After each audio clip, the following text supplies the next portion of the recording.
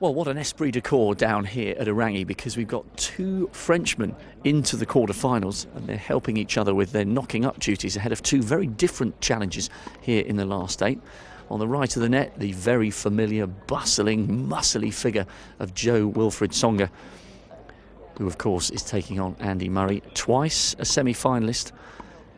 He had an all-French fourth round match against Richard Gasquet, and very sportingly carried Richard Gasquet's bags off. They were deep in conversation. Tsonga, such an affable character. Everybody loves him here at Wimbledon.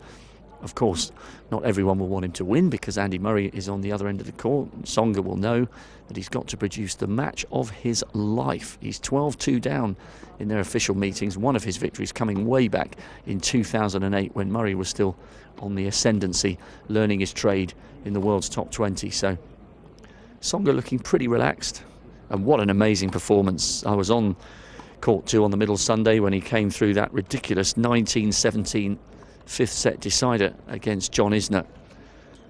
On that occasion he was moving beautifully around the court, the Frenchman. So he's bidding for a third appearance in a Wimbledon semi-final, but he's going to have to stop the crowd and Andy Murray. Down the left-hand side of the court, the man he's knocking up with, seeded 32 here, Lucas Pouille. What a performance so far to make it through to his first Grand Slam quarter-final. This is the man who's previously never gone beyond the second round. That was a couple of times at the French Open, and what a series of scalps he's taken.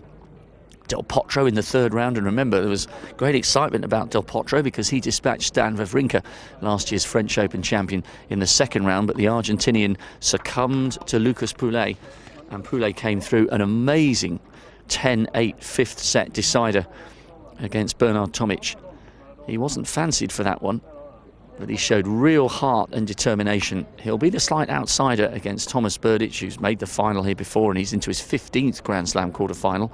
But interestingly enough, when you look at the respective paths to the last eight, Thomas Berdych has spent almost 11 and a half hours on court, whereas Lucas Pouille, despite the fact that he's had a 10-8 thriller against Tomic, he's only just spent over 9 hours on court. So great to see the two countrymen, and presumably good friends, knocking up with each other here.